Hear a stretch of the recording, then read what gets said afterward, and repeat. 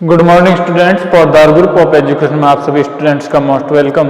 देखो बेटो, last class के अंदर हम जहाँ आपको चर्चा कर रहे थे, जो एल्कीन है उनकी हम केमिकल रिएक्शन के बारे में पढ़ रहे थे। सबसे पहले हमने इलेक्ट्रॉन स्नेही प्रतिस्थापन अभिक्रिया के बारे में पढ़ा। उसके बाद में हमने पढ़ा मुक्त मूलक जो अभिक्रिया हैं। उसके बाद में थर्ड नंबर का हमारे पास में थी एल्कीन की जो रिएक्शन, केमिकल रिएक्शन के बारे में हमारे पास में बहुलीकरण की अभिक्रिया। तो बहुलीकरण की अभिक्रिया के बारे में हमने आपको दो प्रकार की बहुलीकरण की अभिक्रिया है वो हमने आपको बता दी थी। पहला था हमारे पास में अम्ल उत्प्रेरक की उपस्थिति में एल्कीन का पॉलीमराइजेशन, और दूसरा था हमारे पास में मुक्त मूलक विधि द्वारा एल्कीन का पॉलीमराइजेशन। और अब हमारे पास में थर्ड नंबर का है वो है क्षार की उपस्थिति में एल्कीन का पॉलीमराइजेशन। तो हम यहाँ पर सी टाइप की जो रिएक्शन देखेंगे वो है हमारे पास में क्षार की उपस्थिति में, अर्थात क्षार उत्प्रेरक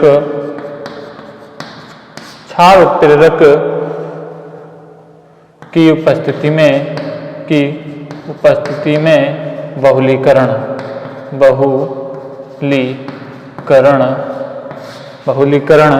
की अभिक्रिया। देखिए, क्षार उत्प्रेरक की उपस्थिति में जब हम बहुलीकरण करवाते हैं एल्कीन का, तो इसमें मध्यवर्ती के रूप में बनता है वो बनता है ऋणायन है, जो एक मध्यवर्ती के रूप में बनता है। तो इसमें हम लिखेंगे अभिक्रिया ऋणायन के माध्यम से, इसमें लिखेंगे अभिक्रिया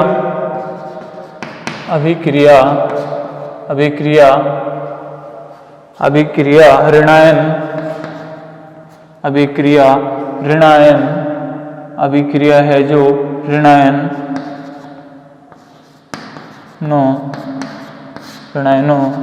के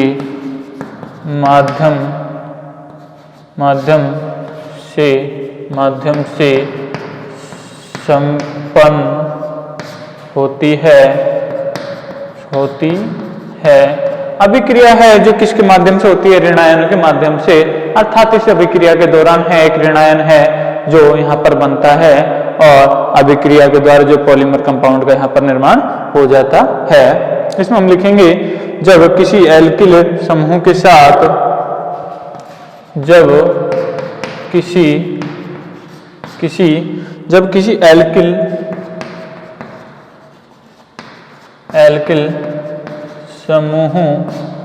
किसी एल्किल समूह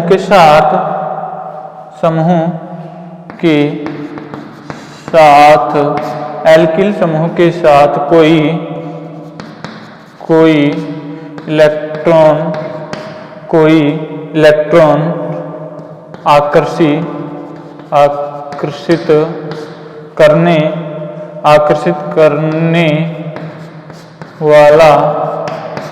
करने वाला समूह जुड़ा हुआ हो तो आकर्षित करने वाला समूह जुड़ा हुआ हो तो एल्कीन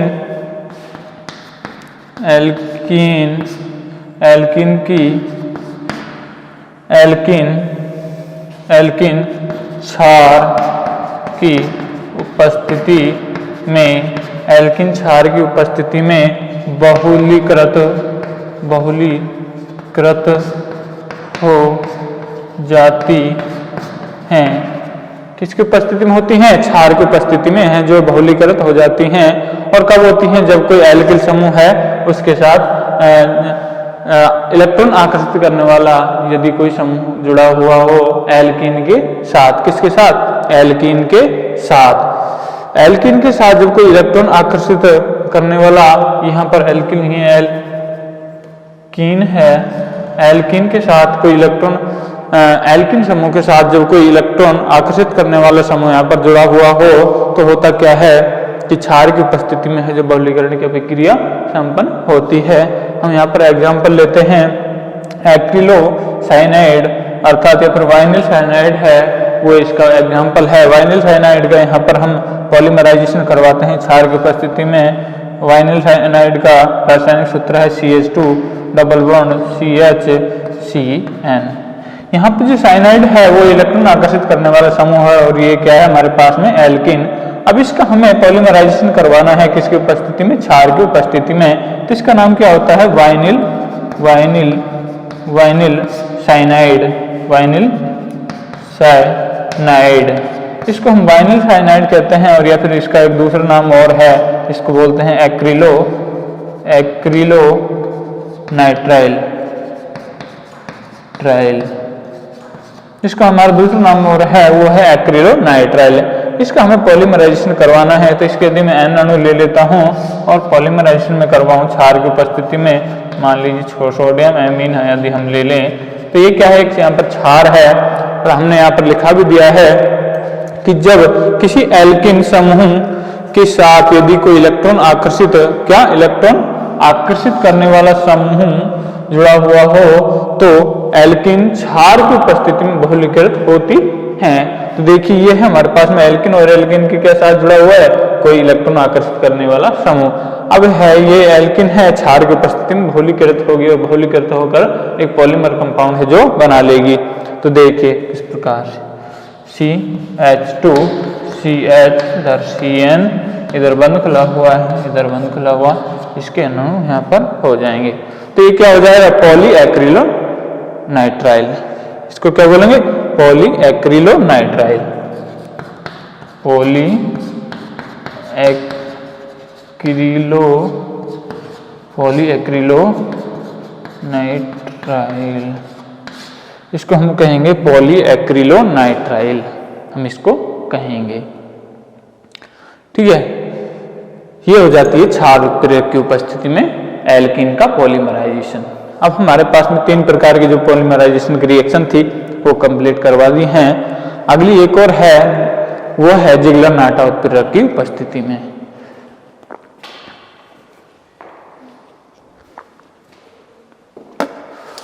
चौथा नंबर है हमारे पास में जिगलर-नाटा उत्प्रेरक की उपस्थिति में।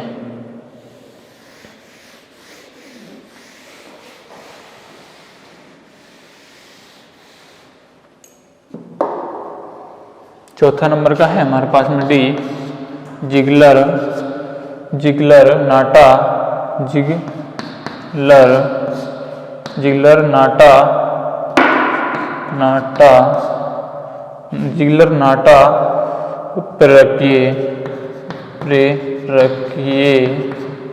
उत्प्रेरकीय बहुलीकरण। इसमें देखिए हम क्या लेते हैं, इसके अंदर भी हम एल्कीन लेते हैं, और एल्कीन का पॉलीमराइजेशन करवाया जाता है जिगलर-नाटा उत्प्रेरक की उपस्थिति में। और जिगलर-नाटा उत्प्रेरक है, उसका रासायनिक फॉर्मूला होता है R3। इसका जिगलर-नाटा उत्प्रेरक क्या होता है, R3Al, मतलब एल्युमिनियम के साथ 3 एल्किल ग्रुप जुड़े हुए होते हैं, साथ में इसके लिया जाता है हम टाइटेनियम टेट्राक्लोराइड। ये होता है हमारे पास में जिगलर-नाटा उत्प्रेरक, और इसकी उपस्थिति में हमें करवाना है एल्कीन का बहुलीकरण। तो देखिए किस प्रकार से होगा, सीधी ही केमिकल रिएक्शन यहां पर हम लिखेंगे इसकी।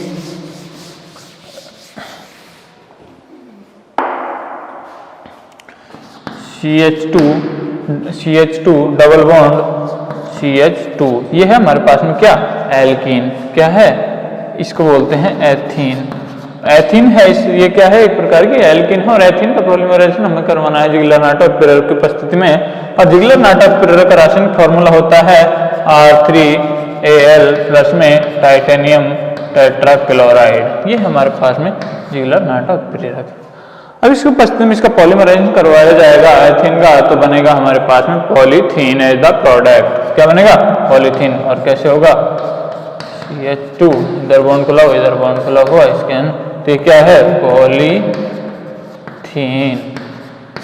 क्या है, पॉलीथीन।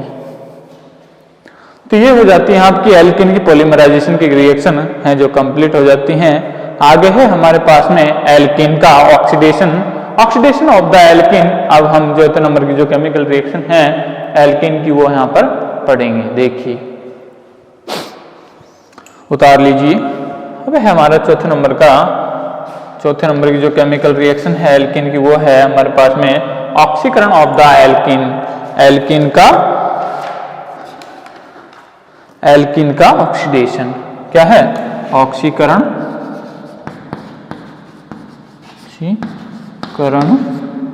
ऑक्सीकरण अभिक्रिया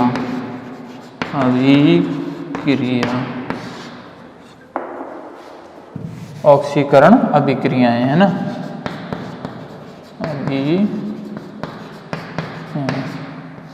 इसको हम इंग्लिश में कहेंगे ऑक्सीडेशन ऑफ रिएक्शन।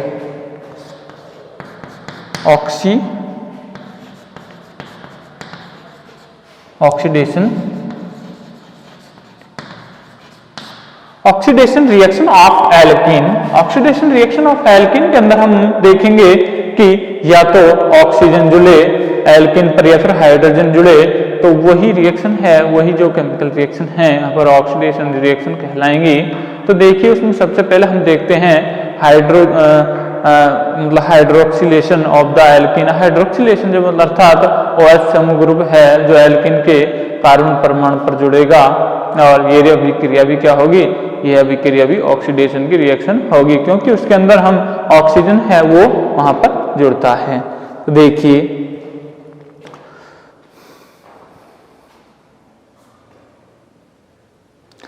सबसे पहला नंबर का है हमारे पास में, इसमें वह है हाइड्रोक्सिलीकरण।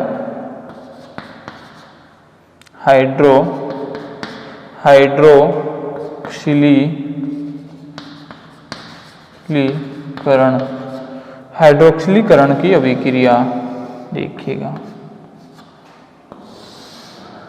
ऑक्सीडेशन होता है कार्बन कार्बन डबल बॉन्ड का, और कार्बन कार्बन डबल बॉन्ड का जब ऑक्सीडेशन होता है तो होता क्या है कि जिस कार्बन कार्बन डबल बॉन्ड का ऑक्सीडेशन होगा उस कार्बन पर ऑक्सीजन और यहाँ पर हाइड्रोजन। हाइड्रोक्सिलीकरण का मतलब है OH समूह का जुड़ना, जो कार्बन परमाणु है उस पर OH समूह का वहां पर जुड़ना। तो इसमें सबसे पहला जो ऑक्सीडेशन की रिएक्शन है वो है ऑस्मियम टेट्राऑक्साइड के द्वारा। क्या है वो है पहला, इसमें हम फिर से A पॉइंट डालेंगे हाइड्रोक्सिलीकरण में, है वो है ऑस्मियम टेट्राऑक्साइड के साथ। ऑस्मियम टेट्राऑक्साइड से। देखिए ऑस्मियम टेट्राऑक्साइड के साथ जब हम ऑक्सीडेशन करवाते हैं एल्कीन का, तो हमें बनता है डाईऑल एज द कंपाउंड यहाँ पर बनता है, और इसमें हम ऑस्मियम टेट्राऑक्साइड जब साथ एल्कीन की रिएक्शन करवाते हैं और फाइनली उसका जल अपघटन जब करवाया जाता है तो 1,2-डाईऑल यहाँ पर बनता है, और 1,2-डाईऑल होता है वो एक सिस कंपाउंड होता है, क्योंकि दोनों ही OH ग्रुप हैं। कार्बन कार्बन डबल बॉन्ड है, क्या कार्बन कार्बन डबल बॉन्ड ये है, यदि ये बॉन्ड टूटता है तो दोनों ही OH ग्रुप हैं, क्या 2 OH ग्रुप यहाँ पर जुड़ेंगे, तो दोनों ही OH ग्रुप हैं कार्बन कार्बन पर एक साइड से ही जुड़ेंगे, इस तरह से या तो इधर से जुड़ेंगे या फिर इधर से जुड़ेंगे, दोनों ही, या तो इधर से या फिर इधर से, है ना। तो ये होता है जब इस प्रकार से जुड़ते हैं तो इसे कहते हैं समकक्ष जो योग, इसे बोलते हैं समकक्ष योग है। तो देखिए ऑस्मियम टेट्राऑक्साइड है उसके साथ हम करवा रहे हैं एल्कीन की रिएक्शन। देखिए केमिकल रिएक्शन हम लिखते हैं यहाँ पे कैसे, CH2 डबल बॉन्ड CH2, ठीक है। ये है हमारे पास में ऑस्मियम टेट्राऑक्साइड, ये है हमारे पास में ऑस्मियम टेट्राऑक्साइड, है ना। ऑस्मियम टेट्राऑक्साइड की जब इसके साथ रिएक्शन करवाई जाती है तो सबसे पहले बनाता है इस प्रकार से CH2 double bond single bond CH2। यहाँ पर CH2 नहीं भी लें तो एक यदि एल्किल ग्रुप ले लें दोनों पर तो इससे क्लियर हो जाएगा कि समपक्ष क्या होता है, विपक्ष क्या होता है। देखिए मैं यहाँ पर एक एल्किल ग्रुप इसके पास ले रहा हूँ, ये मैंने एल्किल ग्रुप ले लिया, ये मान लीजिए एल्किल ग्रुप हमने ले लिया इसके साथ। तो देखिए अब ये किस प्रकार से इसकी रिएक्शन होती है।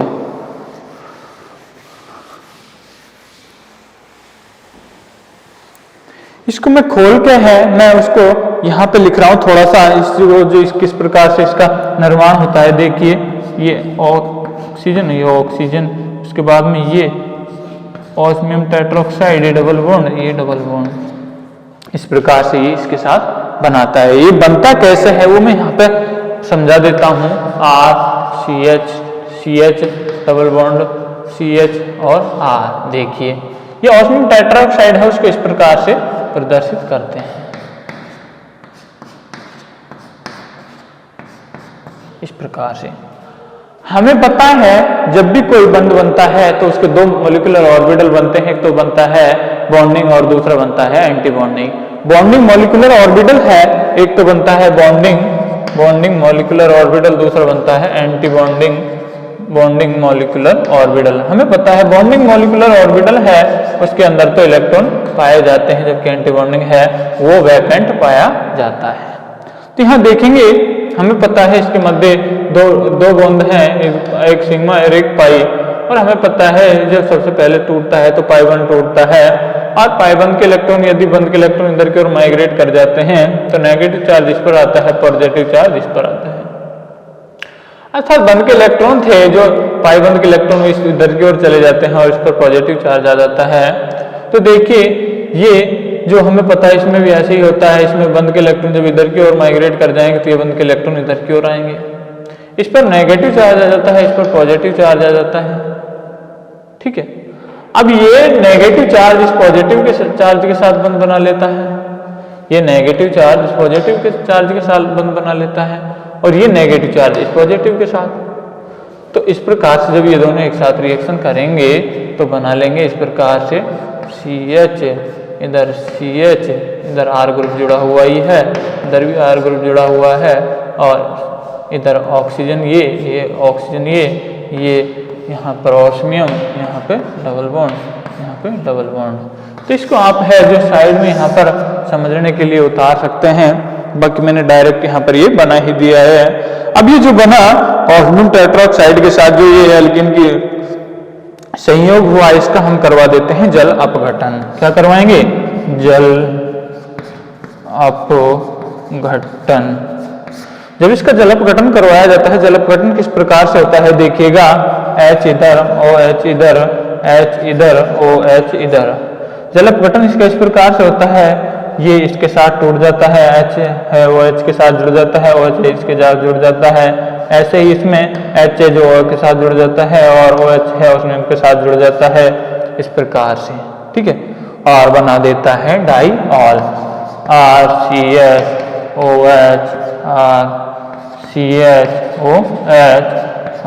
तो ये क्या होता है? समपक्ष डाईऑल। क्या है? समपक्ष डाईऑल है, यहाँ पर बन जाता है। उतार लीजिए आसानी से। एक बार फिर से मैं ये बता देता हूँ, जब हम ऑस्मियम टेट्राऑक्साइड के साथ इसका हाइड्रोक्सिलीकरण करवाते हैं, और हाइड्रोक्सिलीकरण की जो रिएक्शन है वो एक प्रकार की ऑक्सीकरण की रिएक्शन है, क्योंकि इसमें ऑक्सीजन और हाइड्रोजन दोनों ही का योग होता है। तो हमें पता है ऑक्सीजन का योग होता है, तो यहाँ पर इसको हम ऑक्सीकरण की रिएक्शन के नाम से जानते हैं। तो ये तो हो जाता है ऑस्मियम टेट्राऑक्साइड के द्वारा हाइड्रोक्सिलीकरण। और हमारे पास में अब दूसरा है, वो है KMnO4 के द्वारा हाइड्रोक्सिलीकरण। बी नंबर का है, बी नंबर का KMnO4 के द्वारा। देखिए KMnO4 के द्वारा जब हाइड्रोक्सिलीकरण करवाया जाता है तो इसके द्वारा भी समपक्ष उत्पाद है वो यहाँ पर बनता है। मैं यहाँ पर सीधी ही केमिकल रिएक्शन लिख रहा हूँ। ये है हमारे पास में कार्बन डबल बॉन्ड, ये एल्कीन।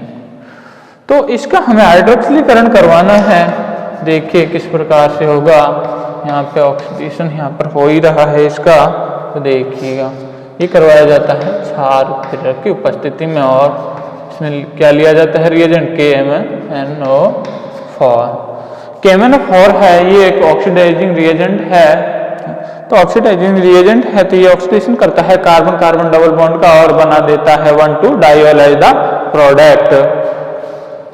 ये कार्बन OH, ये OH, इधर ये ग्रुप जुड़े हुए हैं, तो ये क्या है? समपक्ष डाईऑल एज द प्रोडक्ट के रूप में यहाँ पर बनता है।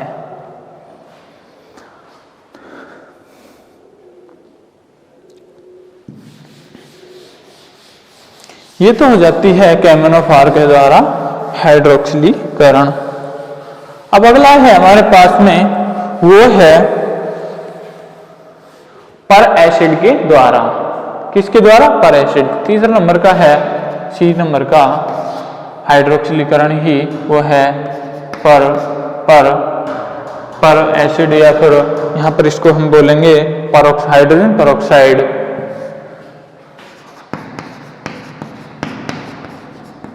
Hydrogen peroxide. और हाइड्रोजन पेरोक्साइड का रासायनिक फॉर्मूला होता है H2O2। इसको पेरोक्साइड इसलिए बोलते हैं क्योंकि ऑक्सीजन के मध्य है पर बंध पाया जाता है। क्या पाया जाता है? इसको क्या बोलते हैं? पर बंध हम इसे बोलते हैं। इसको बोलते हैं हाइड्रोजन पेरोक्साइड, यहाँ पर इसको हम बोलते हैं। तो ये तो हो जाती है इसका हाइड्रोजन पेरोक्साइड की स्ट्रक्चर। ये दो प्रकार की फॉर्म में पाया जाता है, एक गौचे फॉर्म में, एक होता है स्टेगर्ड फॉर्म में। वो आपके अभी काम की बात नहीं है, वो MSc लेवल पर जब हम पढ़ते हैं क्या नाम से स्टीरियो केमिस्ट्री, तो उसमें आता है। और ग्रुप थ्योरी के अंदर ये चीज है जो आती है। तो देखिए अगला है हाइड्रोजन पेरोक्साइड के द्वारा। हाइड्रोजन पेरोक्साइड के द्वारा जब हम एल्कीन का हाइड्रोक्सिलीकरण करवाते हैं तो उसमें भी हम अम्ल लेते हैं। अम्ल उत्प्रेरक की उपस्थिति में ये रिएक्शन कंप्लीट होती है। और इसमें भी है जो 1,2-डाइऑल बनता है, और 1,2-डाइऑल होता है वो भी एक समपक्ष डाइऑल होता है। तो देखिए केमिकल रिएक्शन लिखते हैं इसके अंदर। ये है डबल बॉन्ड, ये कार्बन, इधर एल्किल ग्रुप जुड़ा हुआ है, हम करवाते हैं H2O2 के द्वारा हाइड्रोक्सिलीकरण। H2O2 के द्वारा हाइड्रोक्सिलीकरण करवाया जाता है तो इसमें लिया जाता है एसिड CH3COOH और बना देता है 1,2-डाइऑल OH। ये भी क्या है? समपक्ष डाइऑल। क्या है? समपक्ष डाइऑल एज द कंपाउंड। तो ये तो हो जाती है आपकी हाइड्रोक्सिलीकरण की रिएक्शन। अगला है इपॉक्सीडेशन रिएक्शन। अगला क्या है? इपॉक्सीडेशन अभिक्रिया। बी नंबर का ऑक्सीडेशन है वो है हमारे पास में क्या? इपॉक्सीडेशन। दूसरा है ऑक्सीकरण के अंदर ऑक्सीकरण अभिक्रिया में है दूसरा, वो है हमारे पास में, ये थी चौथे नंबर की रिएक्शन है ना, और इसमें दूसरा है हमारे पास में कौन सी? इपॉक्सीडेशन।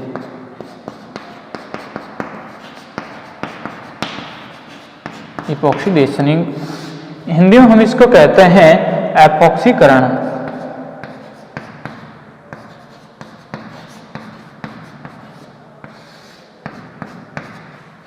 इसमें देखिए क्या होता है एपॉक्सीडेशन में, कार्बन कार्बन डबल बॉन्ड है, कार्बन कार्बन डबल बॉन्ड, ये क्या है हमारे पास में? Carbon carbon double bond. Carbon carbon double bond है, इसमें एक बंध टूट जाता है पाई बंध, और इसके साथ है जो ऑक्सीजन यहाँ पर दो बंध के द्वारा अलग अलग कार्बन के साथ जुड़ जाती है। फिर यहाँ पर 3 मेंबर्ड रिंग है यहाँ पर बन जाती है। इसको हम बोलते हैं ऑक्सीरेनाइज्ड। क्या बोलते हैं? ऑक्सीरेन, या फिर इपॉक्साइड रिंग भी हम इसे बोलते हैं। क्या बोलते हैं? Epoxide ring.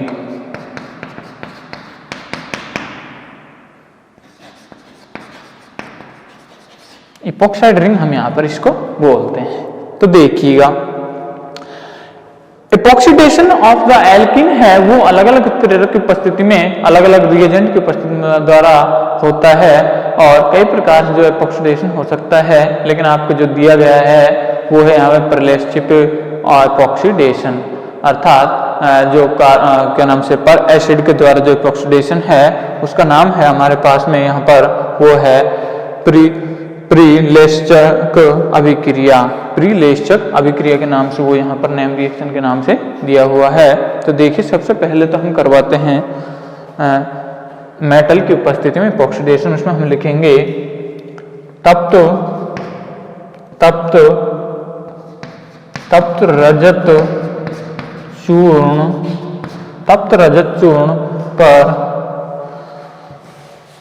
तप्त रजत चूर्ण पर तप्त रजत चूर्ण पर एल्कीन तथा वायु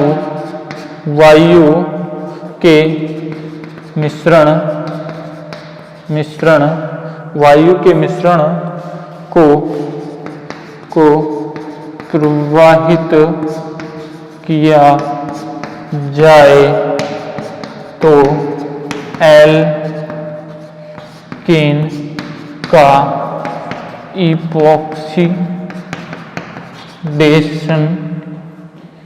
इपॉक्सीडेशन हो जाता है।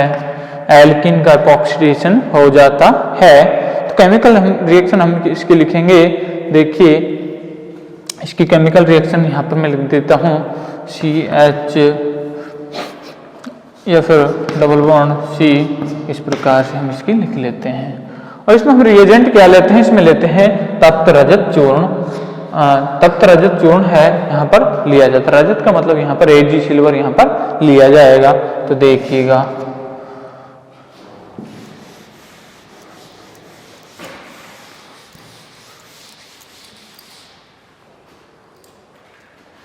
यहाँ पे इसका हमें करवाना है क्या, ऑक्सीडेशन। ऑक्सीडेशन के दौरान क्या डाला जाता है, वायु यहाँ पर ली जाती है और वायु यहाँ पर O2 में यहाँ पर ले रहा हूँ। और प्रेरक लिया जाएगा यहाँ पर रजत,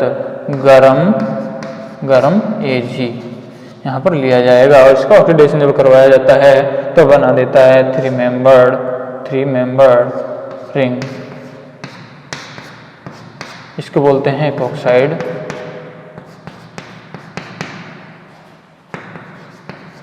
रिंग। इपॉक्साइड रिंग है, इसको हम बोलते हैं। तो ये तो हो जाती है किसकी उपस्थिति में, रजत चूर्ण की उपस्थिति में। अगला है वो है हमारे पास में पर एसिड की उपस्थिति में। एल्कीन का हम करते हैं, अगला है इसी में पर एसिड के द्वारा।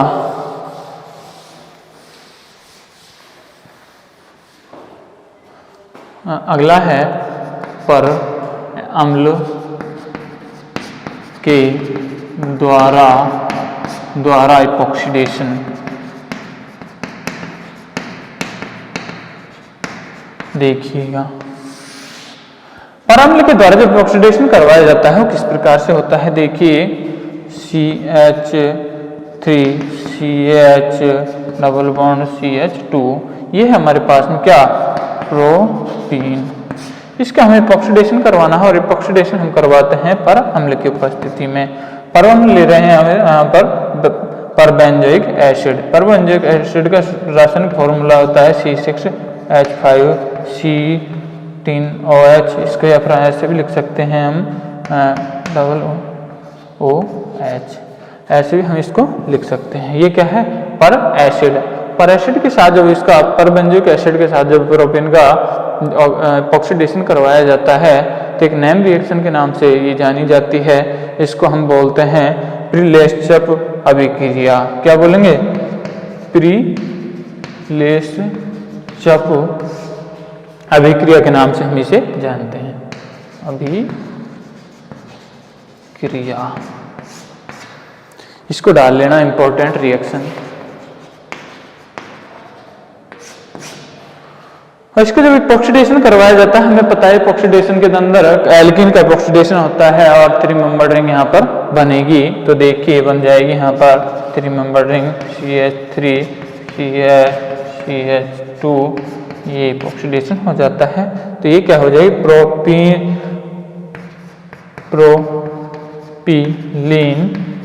Propylene oxide. इसको बोलेंगे हम प्रोपिलीन ऑक्साइड। इसको क्या बोलेंगे,